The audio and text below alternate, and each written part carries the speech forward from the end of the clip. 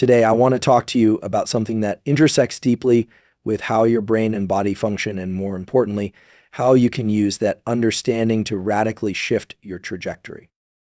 It's a concept rooted in neuroscience, psychology, and behavioral change, and it starts with this truth: you can force yourself to reset your life. Now, when I say force, I don't mean in a reckless, impulsive way. I mean applying deliberate, structured pressure to override old patterns, neurological loops that keep you stuck in behaviors, mindsets and emotional responses that no longer serve you. Your brain is plastic, it's adaptable. But change doesn't happen passively. It happens when you interrupt the loop. The human brain loves homeostasis. It loves predictability even when that predictability is toxic. But the moment you introduce a conscious, repeated pattern that's inconsistent with your old identity, your nervous system starts to update its model of who you are. And that's where real transformation begins, not with motivation, not with emotion, but with intervention. This talk is about how to use your physiology, your breath, your focus, your routines to interrupt the feedback loop of your current life and lay down new neural pathways that reflect who you intend to become. If you're stuck, burned out, or feel like you're living someone else's script, this is not a motivational speech. This is a call to action that's biologically grounded and behaviorally tested. Discomfort is one of the most misunderstood sensations in the human experience. Most people interpret it as a cue to stop, to retreat, or to avoid whatever is triggering that feeling. But from a neurobiological perspective, discomfort is not the enemy. It's actually a highly precise signal that your nervous system is adapting, stretching, and moving into unfamiliar but potentially valuable territory. When we begin to feel psychological or physical discomfort, what's really happening is a cascade of stress hormones and neural signals telling the body that it is operating outside of homeostasis. The brain is designed to preserve energy and resist unpredictability. So when we do something unfamiliar, waking up earlier, changing a routine, starting a new habit, the brain initially pushes back. This pushback is not a signal to stop, but an indication that we are stepping into the zone of plasticity, the very zone required to rewire our behavior and identity. At the core of this idea is the concept of neuroplasticity, which is the brain's ability to change and rewire itself through experience. Neuroplasticity doesn't occur when we are relaxed and passive.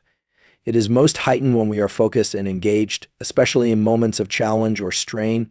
When we lean into discomfort, whether that's emotional, cognitive, or physical, we are actually signaling to the brain that it needs to make adjustments. These adjustments are how new habits are formed, how new identities are built, and how old self-sabotaging loops are interrupted. Most people wait for motivation to strike before they act, but the real mechanism for transformation lies in pushing through the threshold of resistance and entering a space where effort is required and comfort is temporarily unavailable.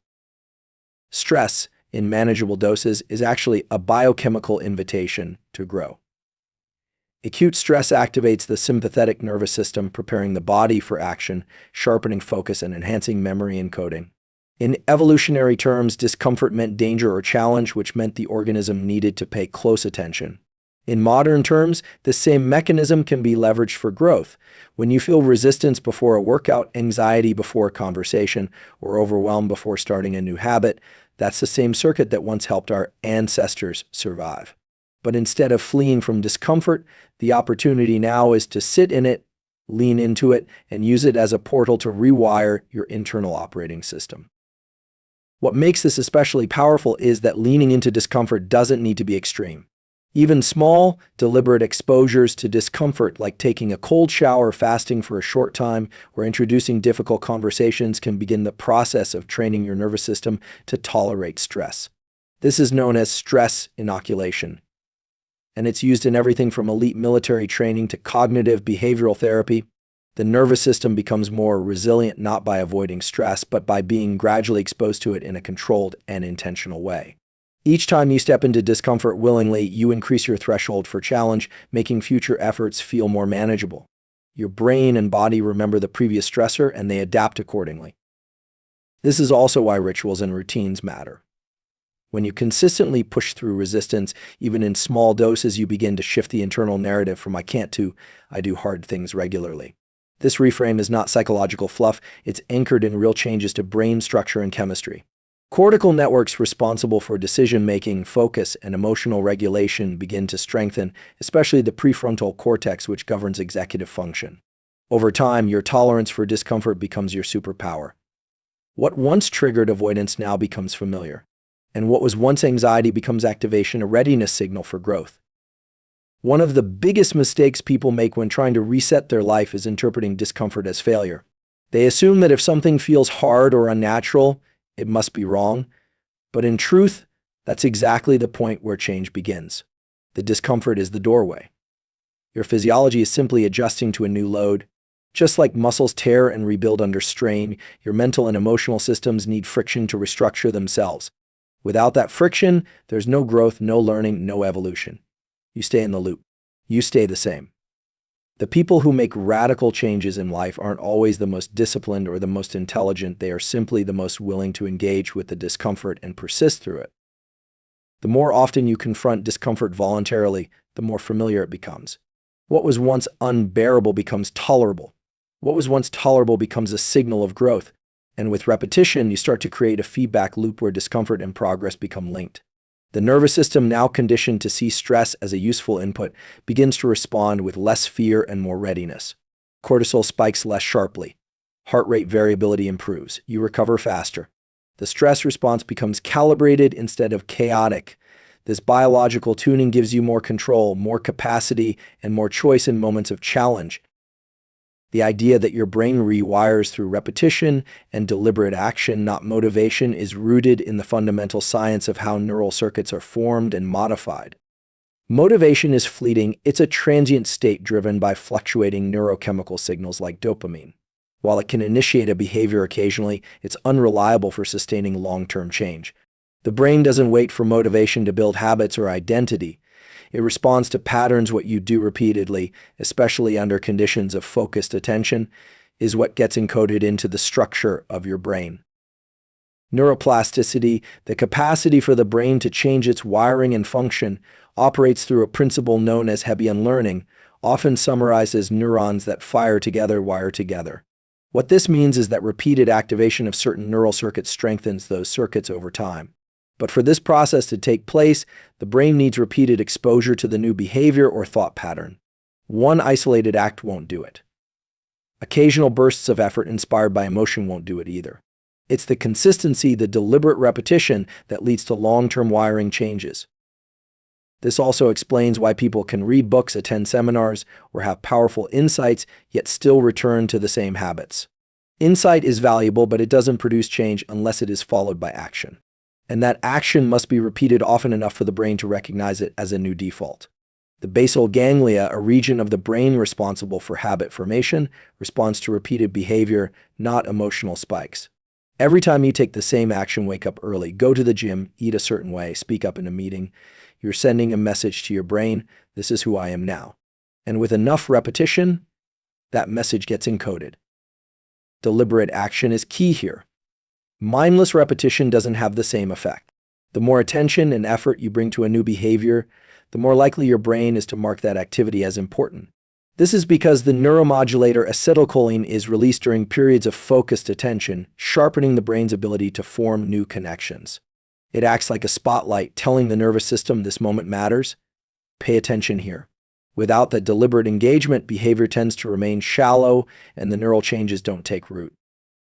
Another critical factor is the timing of your actions.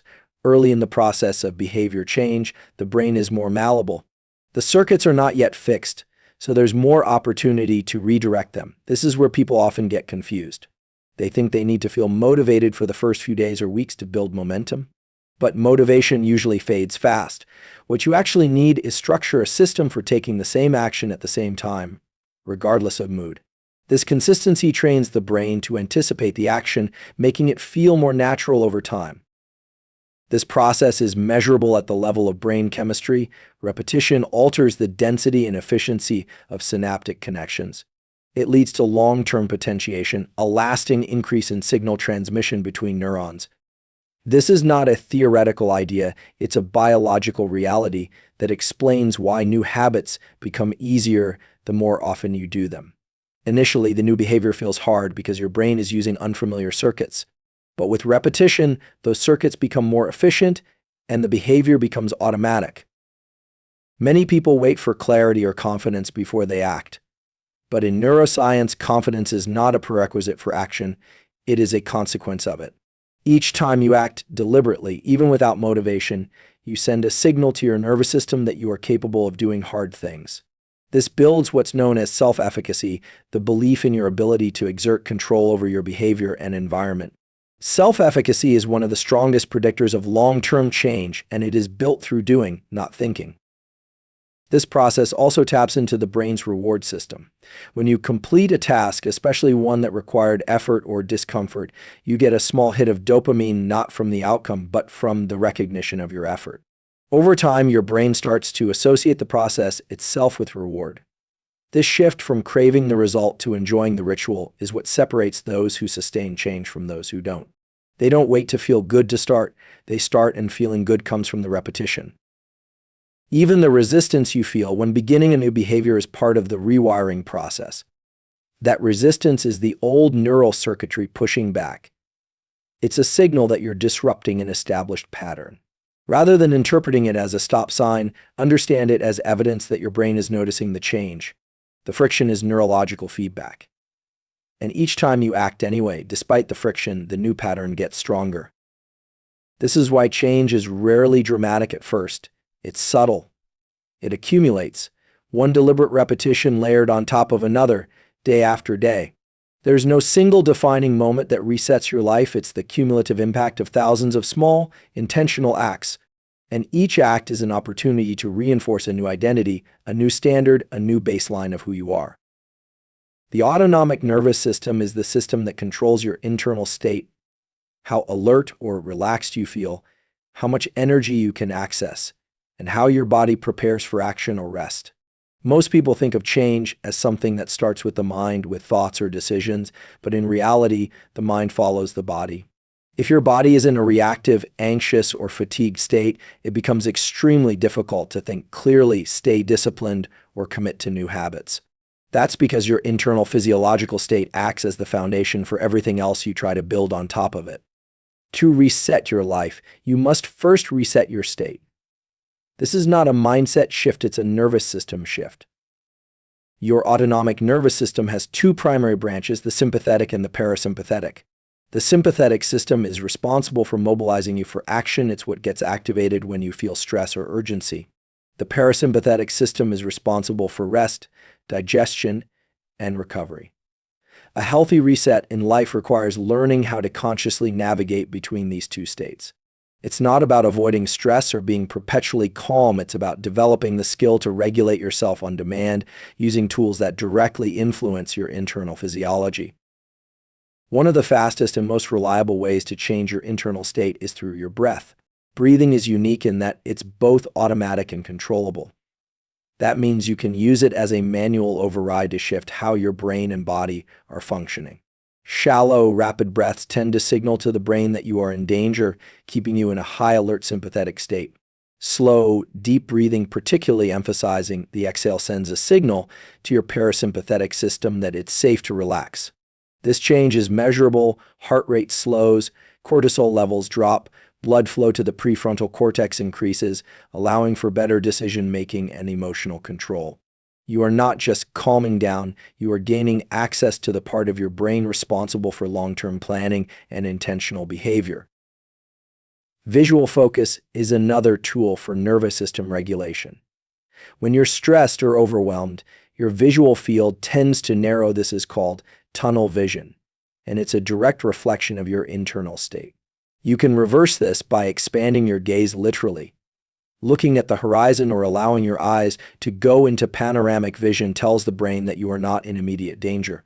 This changes the ratio of sympathetic to parasympathetic activity in the body, creating a shift from reactivity to control. Again, you're not calming yourself with thoughts, you're adjusting your physiology with sensory input.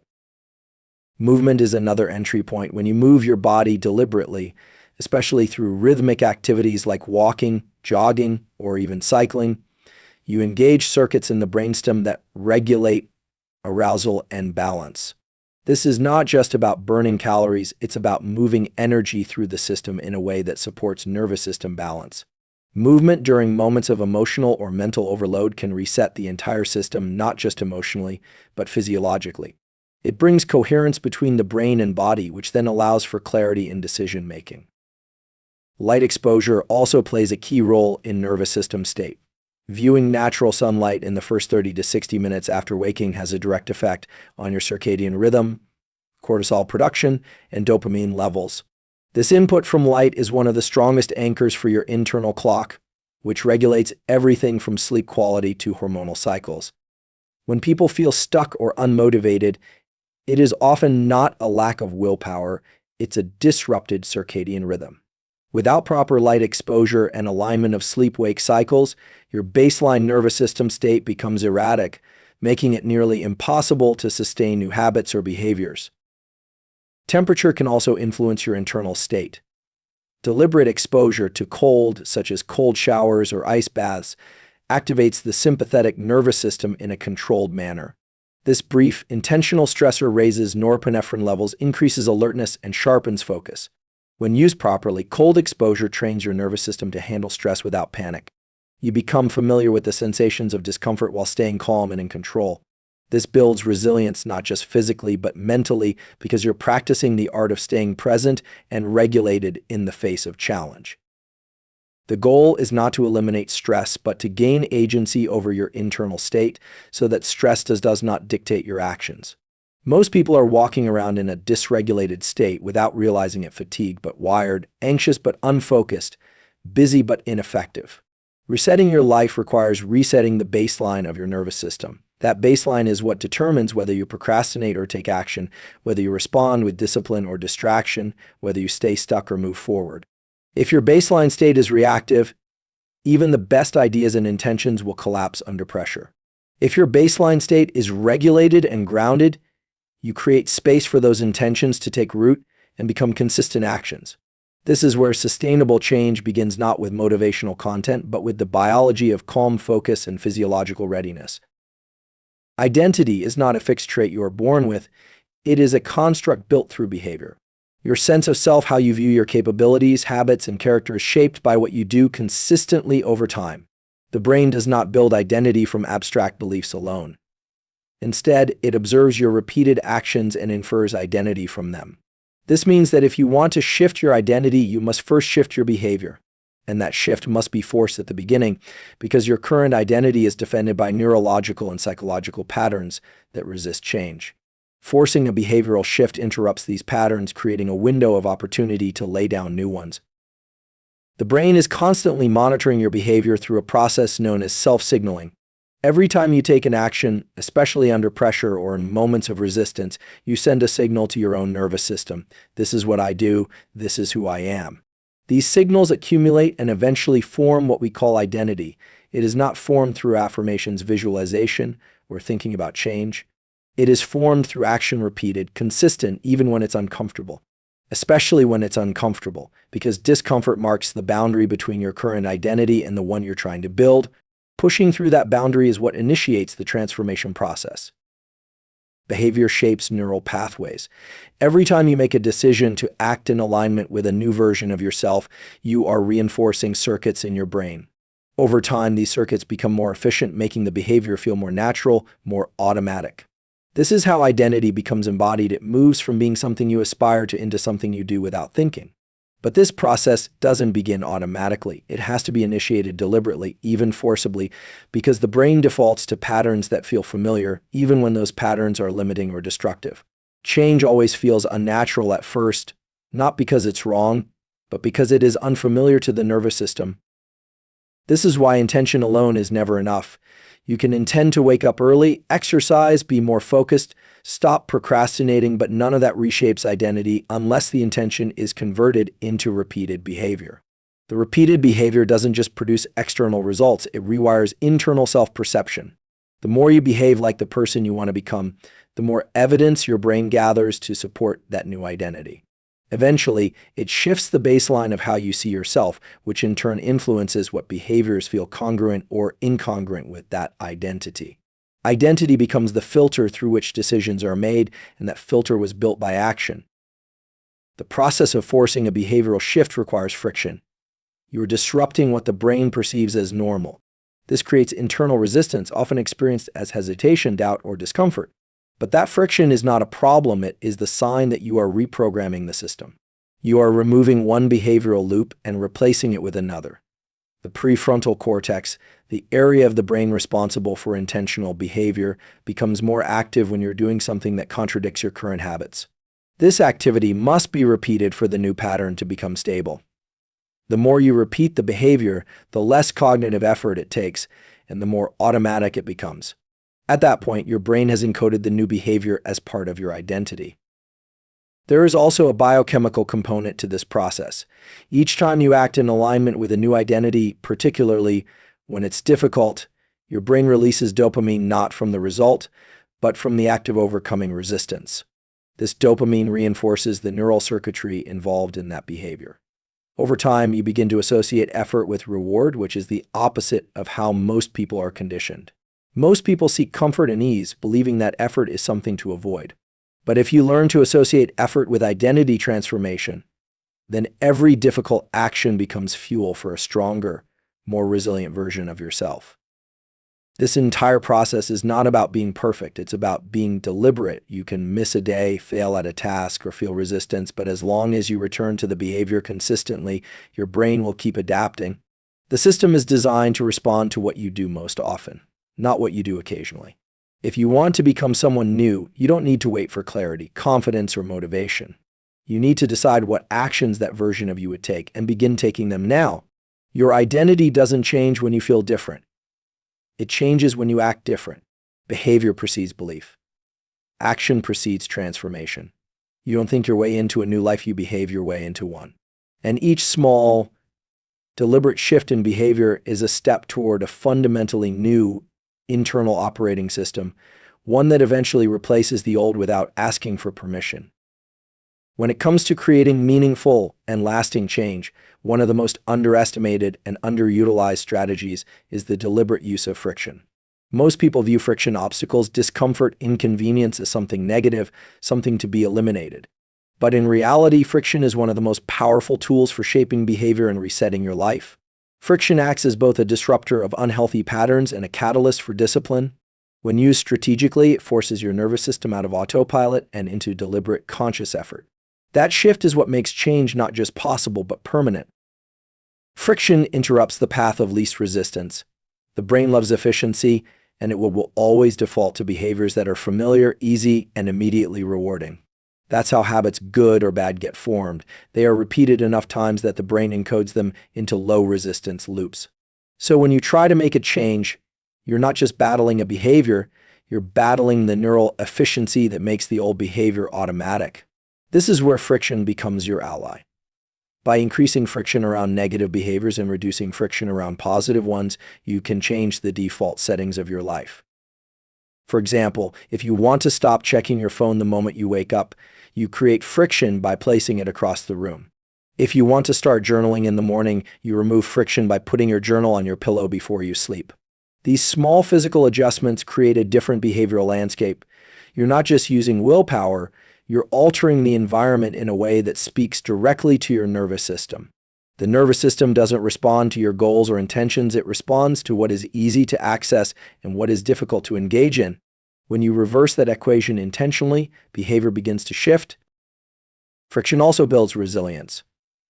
The human brain and body adapt to stress through a process called hormesis, where small amounts of stress improve the system's ability to handle future stress. Introducing friction deliberately, whether it's through cold exposure, fasting, physical training, or structured discipline, increases your tolerance for discomfort. That tolerance is crucial because every meaningful change involves moments of resistance. If you're trained to avoid those moments, you'll never push through the discomfort long enough to create new habits. But if you learn to lean into friction, to see it as a sign that change is occurring, you rewire your relationship with challenge itself. There is also a chemical shift that happens when you voluntarily face friction. Dopamine, the molecule of motivation, is not just released when you achieve something, it's also released when you pursue something difficult, especially when that pursuit is self-initiated. This is how the brain begins to associate effort with reward.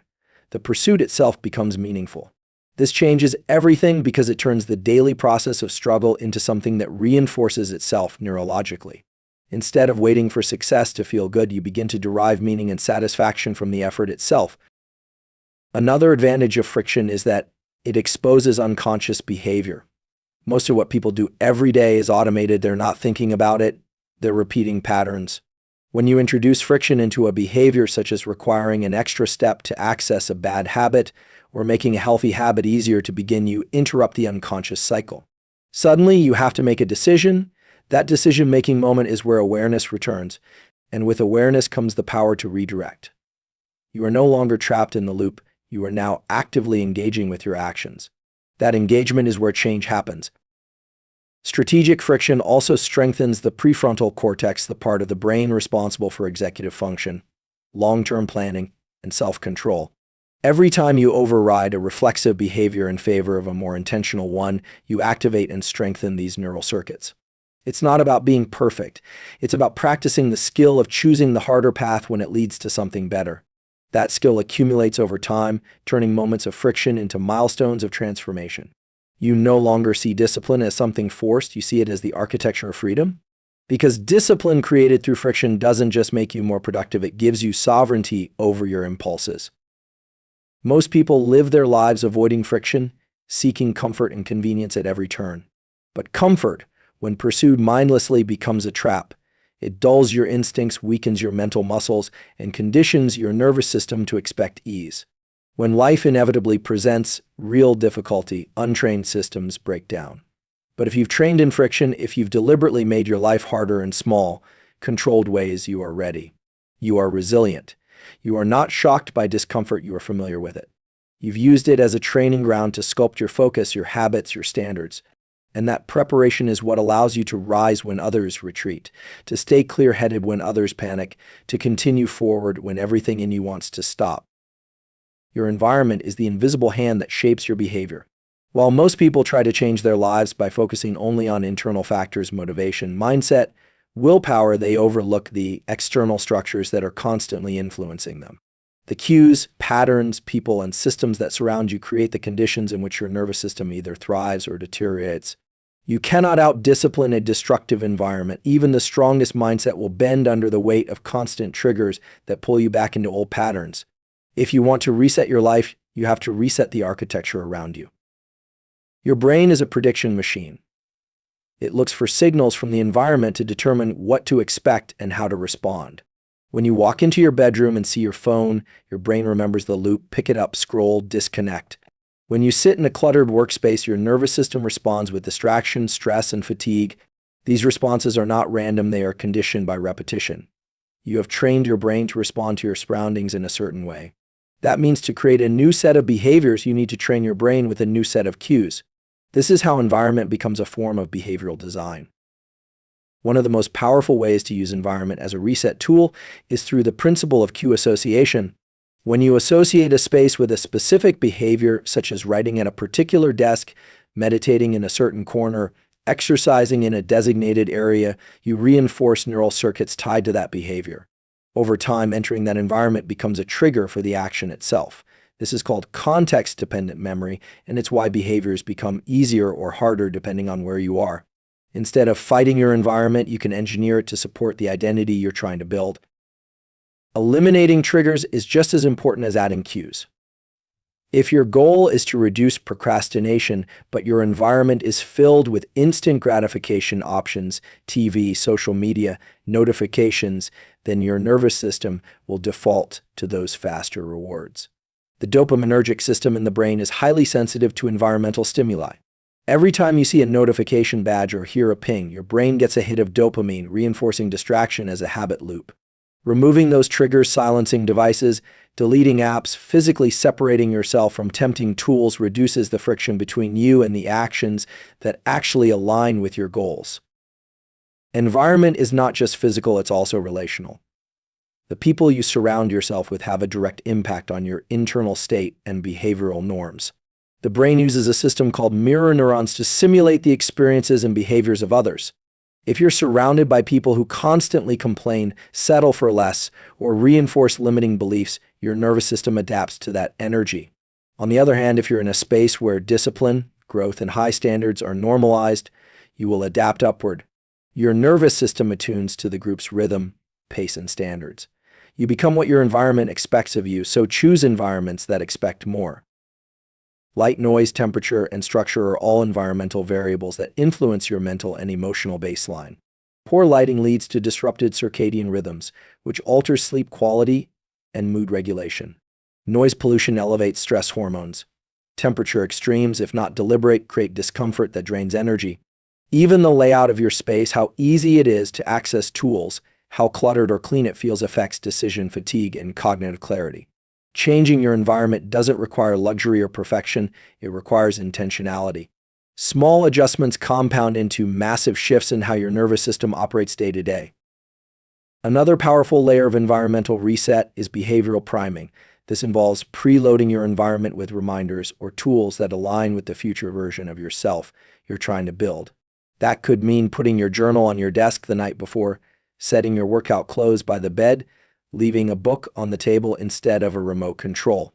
These cues reduce friction and signal your brain, this is what we do here. Over time, the environment becomes a silent coach, nudging you, guiding you, pushing you toward alignment even when motivation is low. Environmental reset also includes the concept of ritual space. When you reserve certain places or times for specific activities, your brain learns to switch modes more efficiently. For example, if you only use your desk for focused work, your nervous system begins to associate that space with cognitive clarity. The same goes for rest. If your bed becomes a place only for sleep, not for scrolling, working, or eating, your body will fall asleep faster and rest more deeply. These associations create invisible boundaries between modes of behavior, helping you stay mentally organized and emotionally grounded.